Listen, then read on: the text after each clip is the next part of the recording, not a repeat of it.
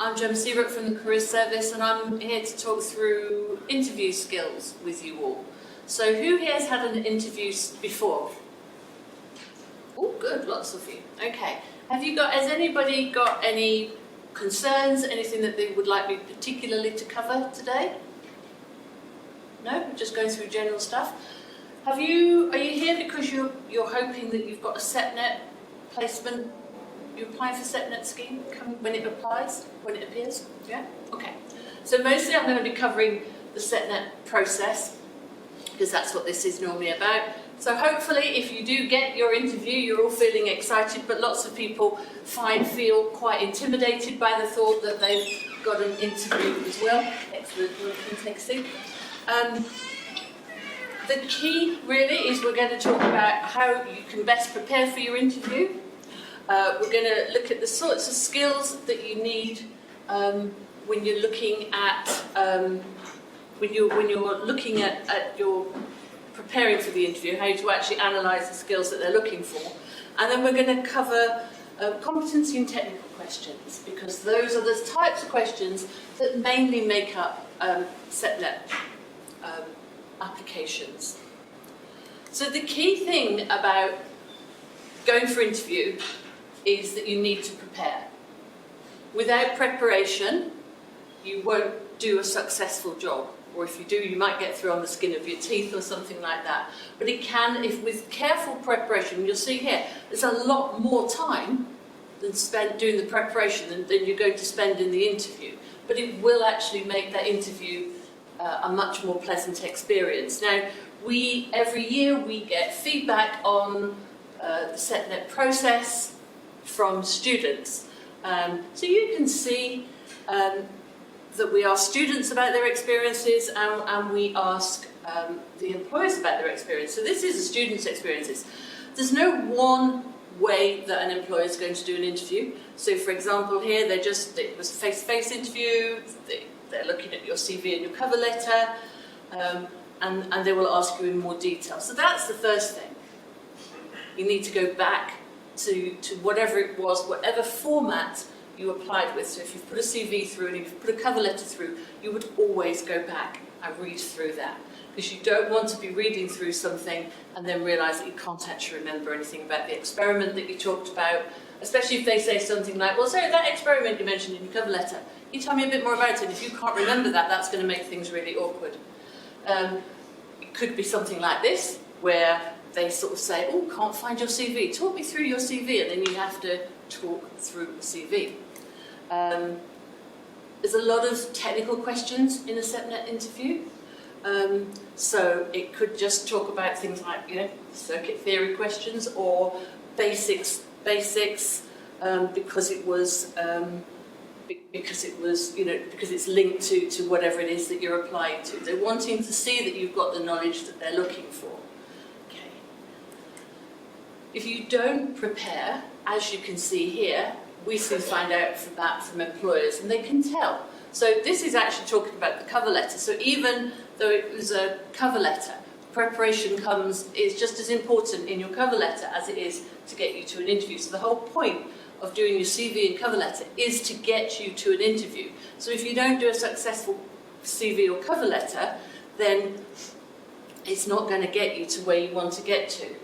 It's really important that you make sure that you think about what the role is that you're applying for and start to analyse the questions that you might get asked. Thinking about the skills needed for the project and the skills that you might have already acquired. And we've talked about some of this last term. If you came to those CV and cover letter workshops, we talked about competence questions and evidence for those. And this is where it all starts to come together. They didn't feel that the student knew clearly enough what they did as an organisation, and they could tell that the student hadn't prepared enough. So I'm sure that that wasn't a very pleasant interview for the employer as well as for the student, because the employer, if they've invited you for interview, they think that you are a potential candidate. They don't just invite everybody that applies. So they really think you're a credible candidate. So they'll be very disappointed, as will you if you don't get it.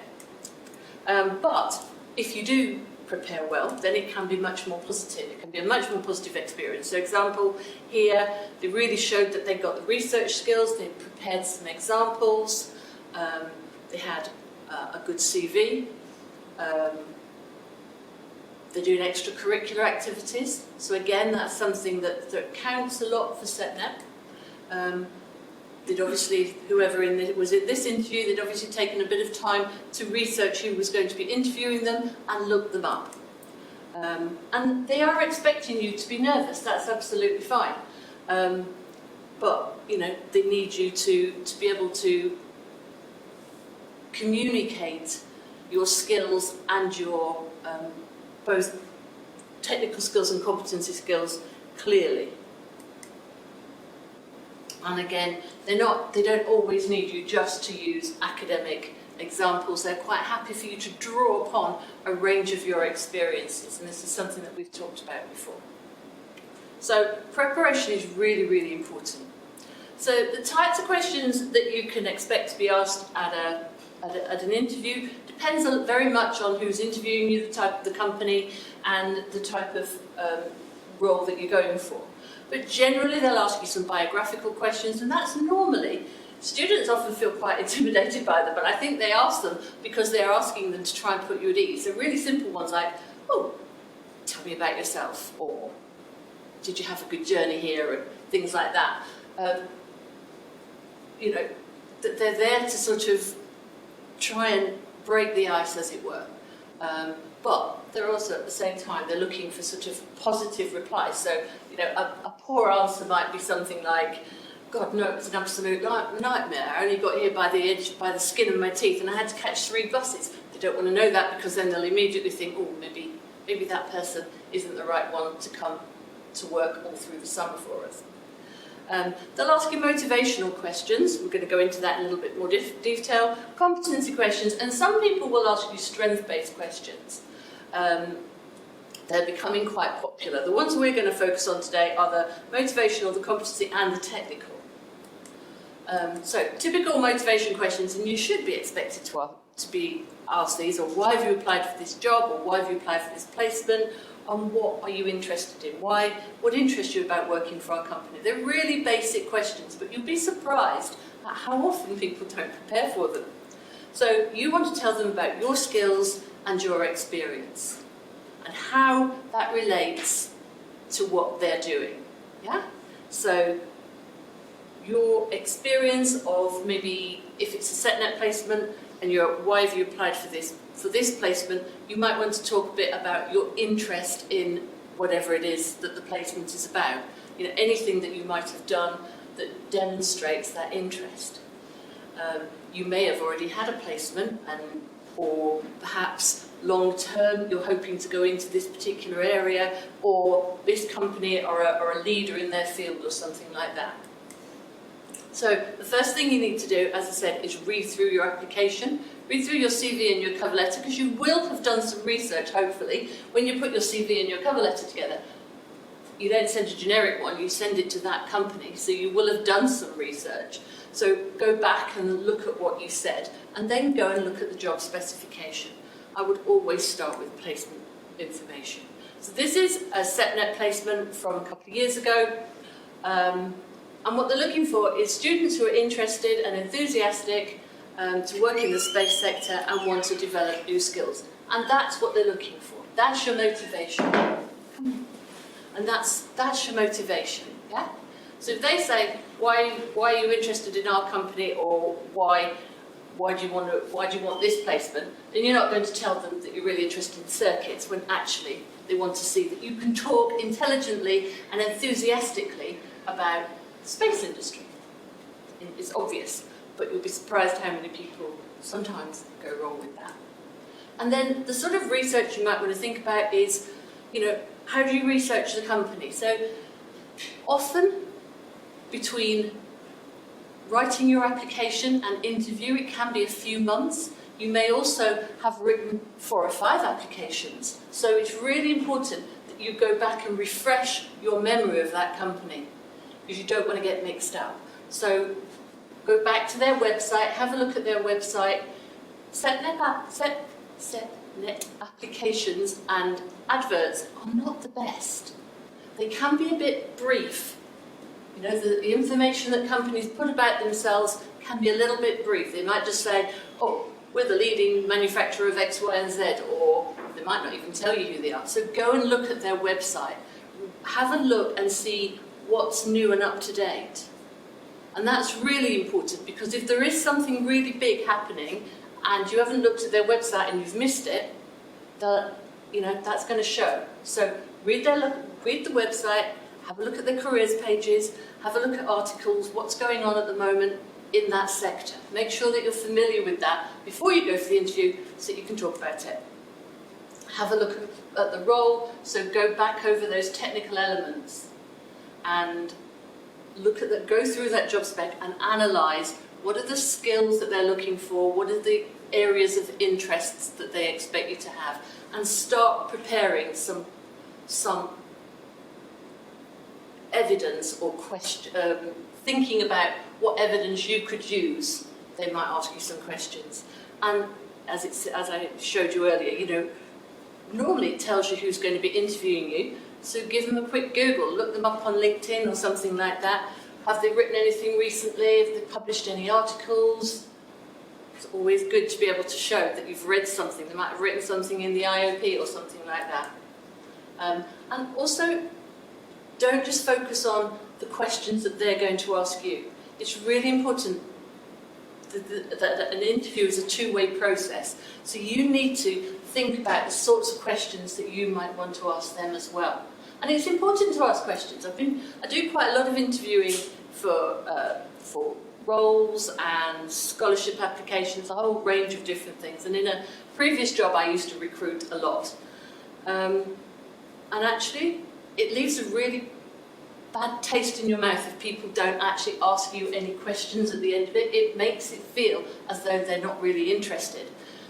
And that might not be the case, but that's how it feels to the interviewer. So it's really important that you try and ask them 2 or 3 questions about the role or something about what you might be doing day to day, or even if you've read something, ask them something more about that. Sometimes they've covered everything that you want them to cover, and that's the way it is, but it's important to acknowledge that. So technical questions are a really important part of a SEPNet interview. I don't know why I struggle to say that word, I always struggle. They're not expecting you to answer questions that a PhD student will answer. They know that you are what year you're in, and the whole point of this is that they're going to start with some easy questions and see how far your knowledge goes. So it's really important, if you're going for an interview in an area that you've covered at university, go back over those notes so that you can talk about intelligently and talk about competently about what it is that you know about that particular aspect of the role. Do expand your thinking. What they really want to see is how you think. So talk through your thinking. So if they're asking you some technical questions, don't just sit there and go, Actually start to talk through. Yeah? They want to see how your mind works. They want to see that you understand the project or the subject that you're talking about. And don't give joke answers or say, oh, we didn't cover that one, or I was sick on that day, or something like that. Yeah? That's not the way to go. And if you do get stuck, if you run out of ideas or you're not sure, ask for clarification. If they ask you something and you don't understand what they've asked you, ask them to re-explain it. They're not perfect. They might not have explained themselves properly. And also sometimes, if you are really nervous, you can sometimes zone out a little bit. And so just don't be afraid to ask them to repeat themselves. And do let them help you. If they start low and then they start to ask you more and more difficult questions, they probably just want to see how far you can go and stretching you.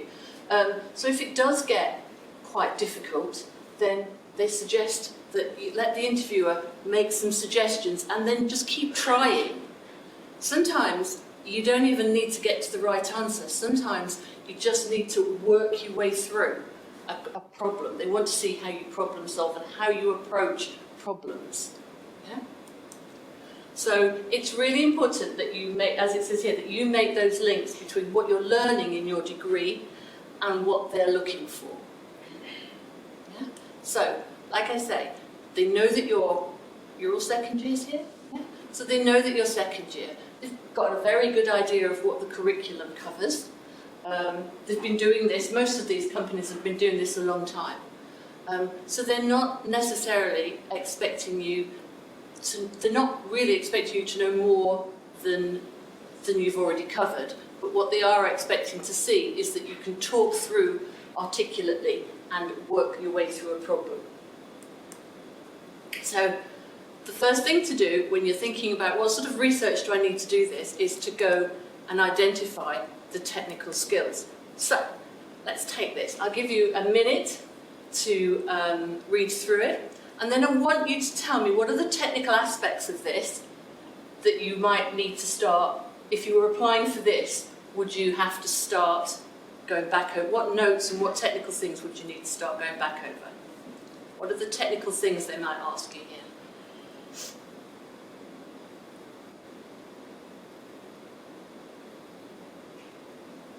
Anyone?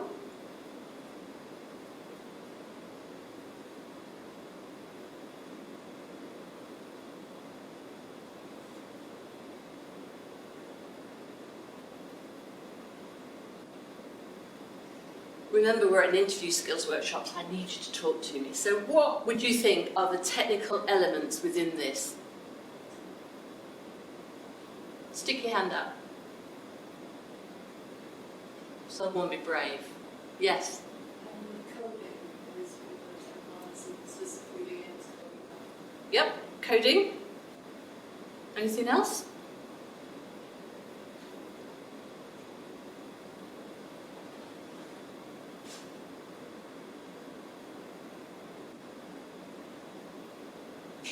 Yeah?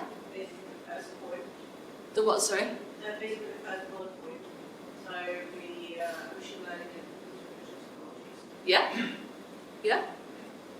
Machine learning, computer vision technologies, coding. Anything else?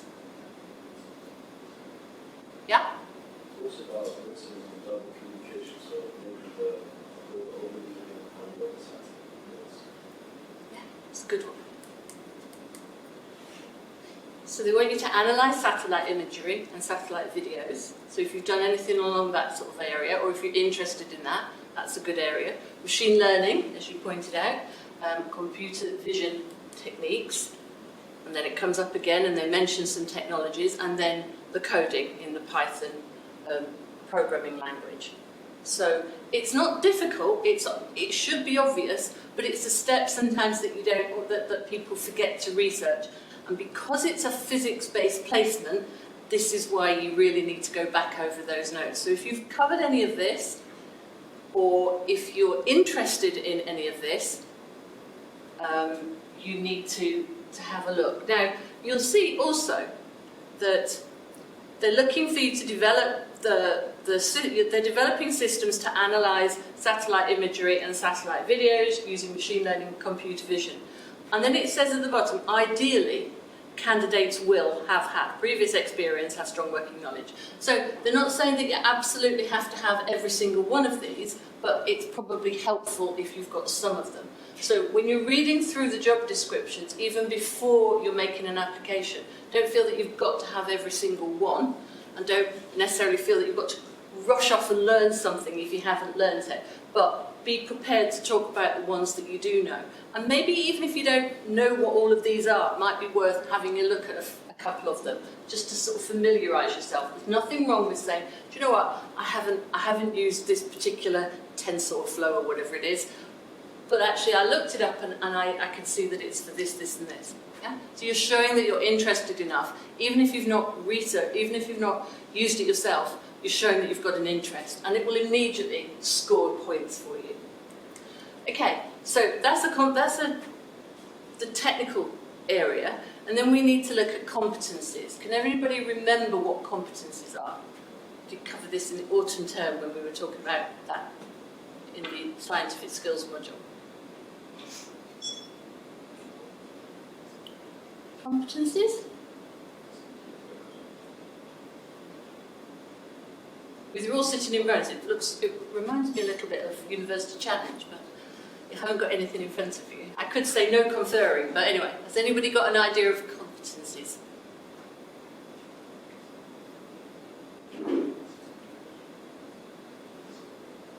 Okay, competencies are what we call transferable skills. So they're the sorts of things like communication, team working, written skills, all of those sorts of things. And the idea being that if you can use those skills in one aspect of your life, they can transfer into another, and you can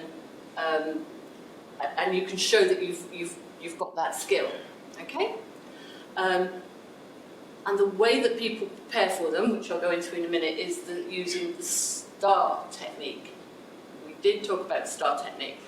The important thing is that if a company uses competencies, it's not difficult in order to work out the types of things that they might ask you. So again, you go back to the job description. You start with the job description. What are the competencies here?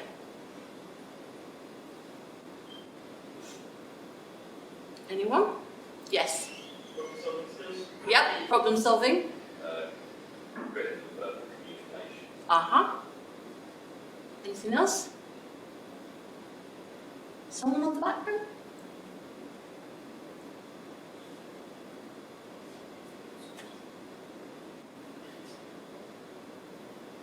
Yes. Teamwork. Where'd you get teamwork from? At the start, Yes. Yeah, working together. Okay. So, working together, analysis, and developing new skills. So they may well ask you a question about when have you taught yourself something new.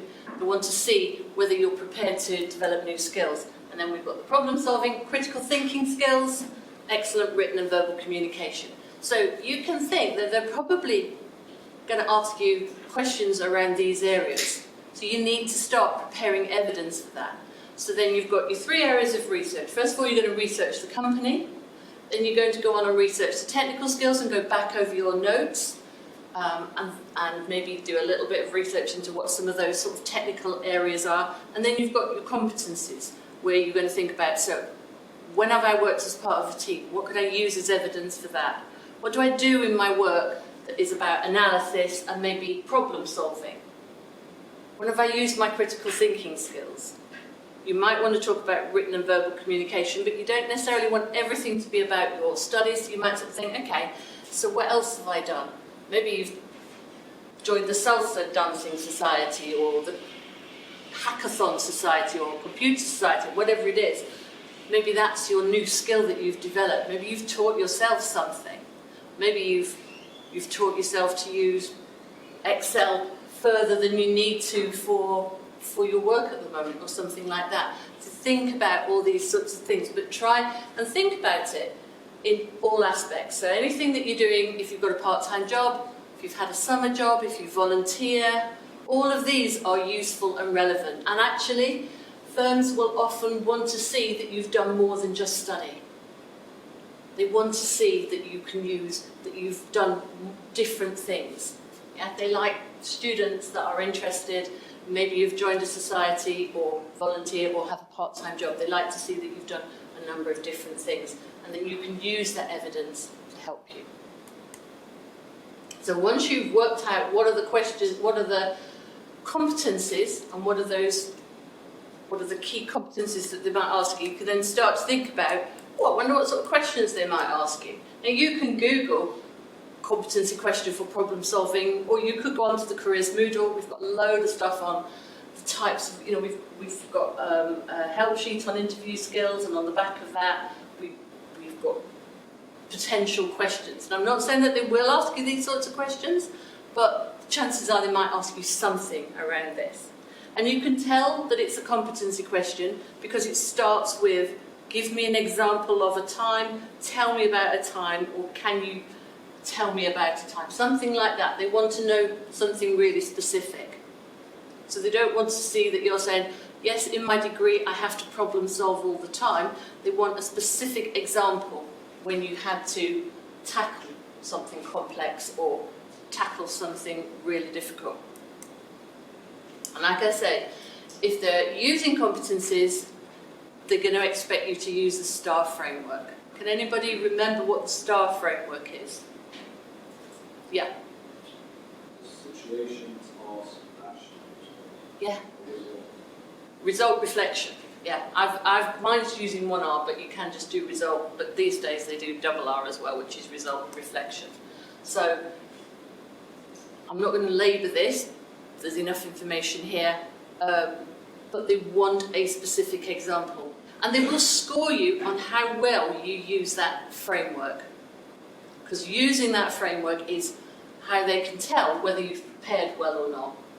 Yeah? So it's really important that you use the framework. It will help you answer that question in a consistent manner that helps them see what your key skills are. So we're going to do some practice in a minute, because that's the best way to answer competency questions. So in a minute, we're going to divide up. How many people have we got in the room? 1, 2, 3, 4, 5, 6. Ah, okay. So we're going to divide into twos, and we might have to divide into a 3 unless you want to be the second person. Oh. Okay. So we're going to divide into twos, and I'm going to give you, in a minute, I'm going to show you 2 questions. There's 3 technical questions and 3 competency questions. You can choose which question you want. You're going to answer 1 technical and 1 competency question. And I'm going to give you 2 minutes on each question, and then I'm going to give you a minute to feedback to each other. So that gives you 1 positive. So what did they do well? And 1 thing that your partner could do to improve. So it gives you 5 minutes, and then we're going to swap over, and the other person's going to do the questioning and you're going to do the listening. Okay? So these are the questions. So it's nice and easy. I think there's 2, 2, 2, 2. The young man on the end there, that's it. Yep. And then 2 and 2. Okay? So nice and straightforward. So you have to match up a bit. So you've got 3 technical questions and 3 competency questions. And these technical questions are the ones, I think it was Gregor actually put these together for me a couple of years ago. We looked at SETNet. So, do you want to go up and do yours? So choose which questions in the technical and the competency. I will put my timer on.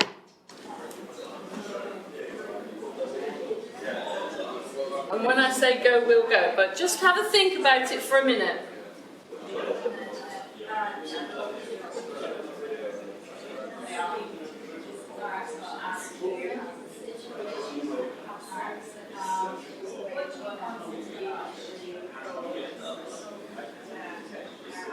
Okay, off you go.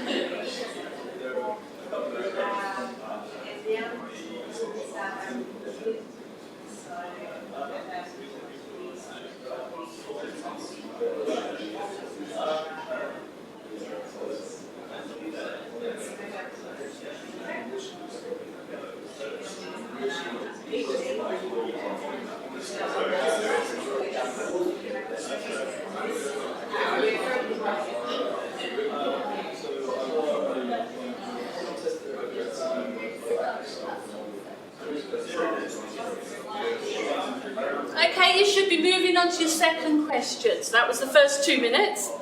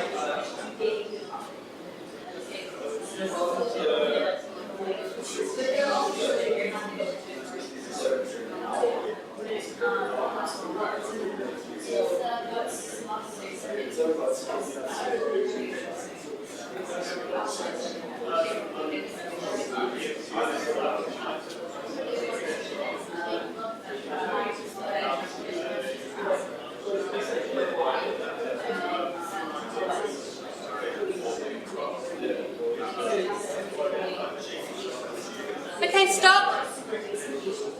So now I want the person who was listening to give one positive piece of feedback and one area that the person who was talking could do to improve.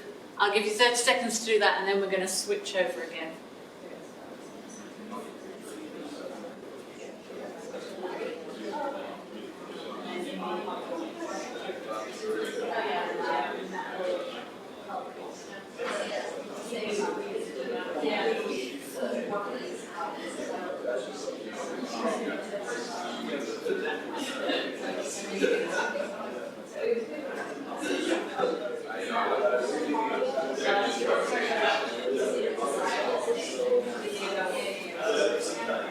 Okay, stop. So what I'd like you to do now is I want you to swap over. So whoever was answering the question, I want you to swap over, and if you answered the question, I want you to be the listener, and if you were listening, you're going to answer one technical and one competency, and I will give you 2 minutes for the first one. Off you go.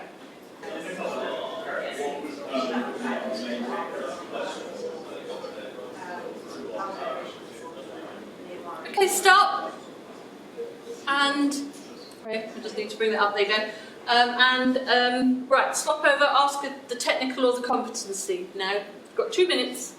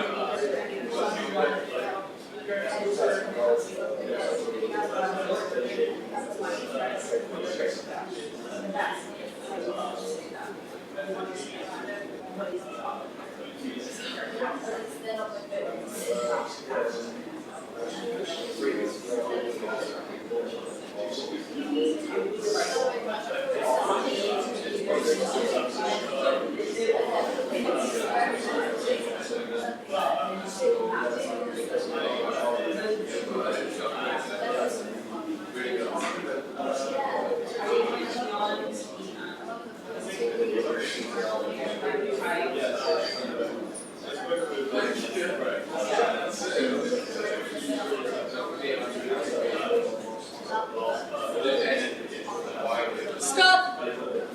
Okay, what I'd like you to do now is the person who was listening, one positive, one area for feedback. I give you 30 seconds. Off we go.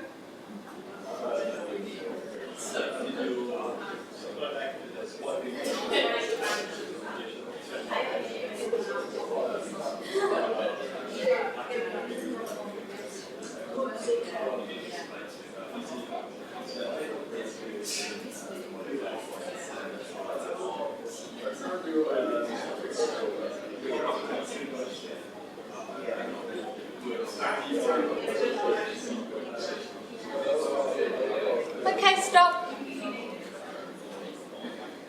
Okay, thank you for doing that exercise. So, how did you find it? Was it? Did anybody manage to did anybody run out of time? You ran out of time.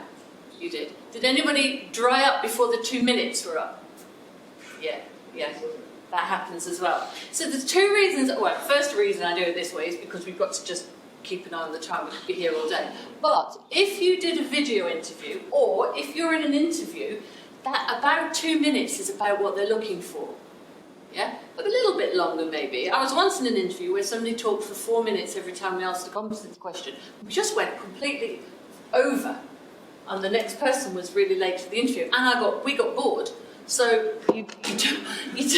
you know, listening to that amount of talk. So that's why the STAR framework is really helpful, because first of all, it gives you a really good structure. And you can use that STAR framework when you're thinking about those technical questions as well.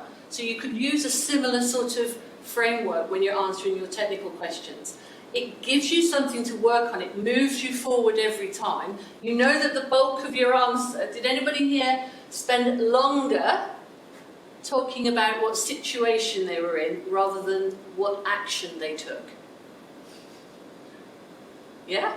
It's the most common thing when we do practice interviews. People spend ages and ages. They tell us all about the situation and what they had to do, and then they sort of say, oh, so in order to get it, I did this, this and this, and that's that. And actually the biggest part of the STAR is the action. They want to see, you know, some really good skills and really good, you know, they want to, if it's about communication, they want to see a few ways of communicating that you actually communicated.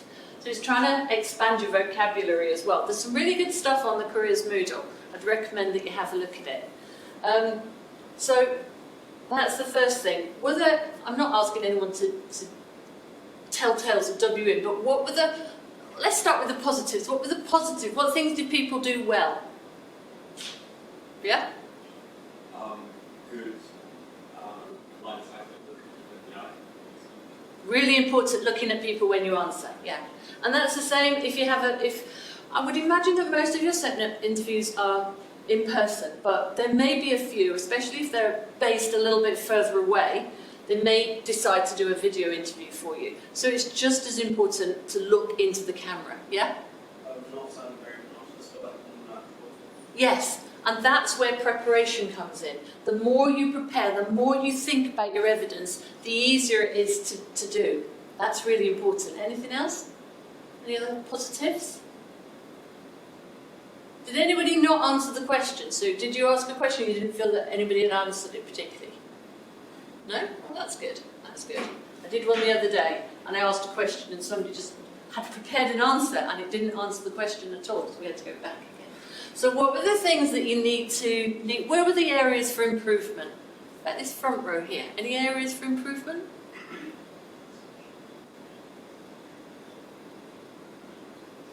Yeah?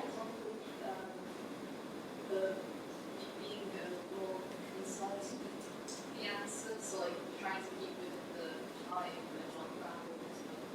Yes, and that's really hard, not rambling. That's why the STAR framework's really helpful. But also that's why having in mind about 2 minutes can be good. If you go over, if you like 2 minutes, 10 seconds, 2 minutes, 15, it's not. Or if it's a really in-depth question, then that's fine. But yes, it's important not to ramble. Anything else? Any other areas to improve on? Nobody wants to say. Okay. Did anybody feel that it would have been nicer to have had some thought, to have some thinking time about what questions? I can see some people nodding. So it would have been easier if you'd been able to think about what questions, which is exactly why you need to look at that job description and think, you might ask me a question about that, you might ask me a question about that, because that's your thinking time before you go into the interview. You don't know exactly what they're going to ask you, but you might know the type of things that they're going to ask you.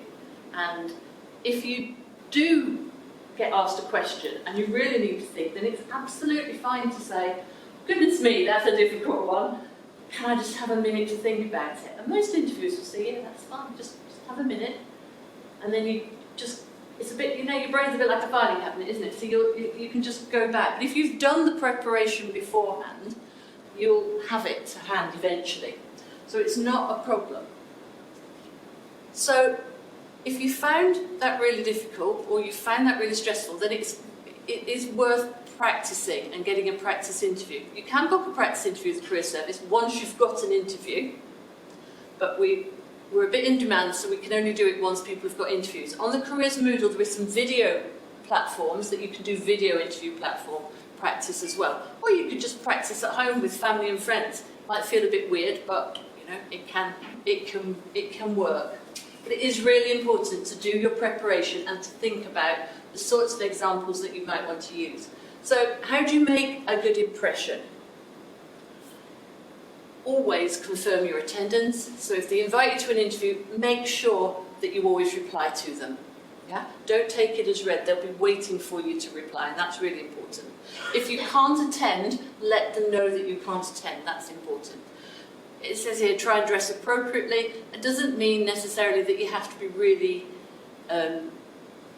dressed up in a suit or anything like that. But I would say normally we work with sort of smart casual. Yeah? But you can always ask what the dress code is. So that's something. They will expect you to be nervous, and that's absolutely fine. They might be a bit nervous as well. It's a big thing that they're interviewing lots of people. So don't worry about being nervous. And if you're feeling that things aren't going so well, maybe they ask you a question you didn't know the answer to it, don't worry about it. The chances of you failing an interview because you didn't answer one question are slim. You don't know how the different questions are weighted. So just keep going and just stay really positive. And you stay positive by, as someone said, looking people in the eye when you're answering the question, smiling, sitting up straight, looking like you're listening to them, nodding, things like that, all to show that you're listening to what they're saying. It's really, really important. And then they'll get a bit of feedback off you. And you might find that if you smile at them, they'll smile at you, and eventually everybody will start to relax. Okay? Yeah, don't forget to breathe. You'll be amazed how many people start to, when you're really nervous. Keep your body language open. Be animated. If you're the sort of person like me, you can see I always use my hands. So if you're that sort of person, then maybe use your hands, but maybe don't use them too much. I have to sit on mine sometimes to stop myself from waving my hands about. But you do want to look positive, and you do want to look interested. Yeah? You don't want them to feel that you're a bit bored of being at this interview. And I think somebody already mentioned keeping that tone of voice natural and varying it so that it's not too monotonous. And at the end, say thank you. Thank you for interviewing me. Really enjoyed it. I'm really interested in the job. Just all that positive reinforcement, it goes a long way. So I said at the beginning that it's really important as well to think about questions to ask them, because it makes you sound like you're interested. So these are some examples of sort of questions, but you may have your own. You wouldn't necessarily want to pick these questions, these are just examples, but if you did read something about something that somebody's written, then that's a good thing to mention. you could ask them at the end, you know, what's good about working here? What's the best thing about working here? Or do you take people for graduate roles once they've done a placement? Is there any sort of fast track or anything like that? You know, there's all sorts of things that you can ask them, things that just show that you're interested. Jana and I are going to be offering some drop-in appointments, so we will be able to, because is it the 1st of March that they come out? Yes, it is. So the SETNet booklet comes out on the 1st of March, in a couple of days, Wednesday. It comes out on Wednesday. So you might want to start putting your CV and your cover letter together, and then on the 13th of March and the 20th of March we're going to be offering some drop-ins here. You can just turn up with your cover letter, with your CV, and we'll give you some feedback on it. Okay? We'll be here from 12 till 1. I don't know if anybody's got the room after that, but Yes, they do. they do. So it is only between 12 and 1. So we'll be here for an hour on those 2 days. And if you can't make it, or if you've left it a bit late and you haven't managed to get the feedback, then you can always just book an online appointment with me, just a standard careers appointment. You just go into jobs and careers on the student internet and go to book an appointment, and that is on Teams, so that's an online appointment. It'd be really helpful if you do that though, to email me and tell me that you've done it and send me your cover letter ahead of time, because we only have a few minutes, so that's really good. It just speeds things up. So there's lots of ways that you can get some feedback, and if you do, like I say, if you do get offered an interview, you can always book a practice interview, but they won't probably cover we won't be able to cover the technical aspects of it. But we'll see how you get on. We'll see where we get to. If you don't get the placement, and I hope that you all do, but if you don't, then think about it, reflect on it, and try and improve for the next time. The more times you make applications, the more times you go for interviews, you'll get better and better at it. Okay? So, and you can always talk to Jana or me about if you get any feedback, or if you know, if you want to talk through that, we can do that. And that's it. So thank you very much for listening. I wish you best of luck, and maybe we will see you in a couple of weeks. Okay? Brilliant. Thank you.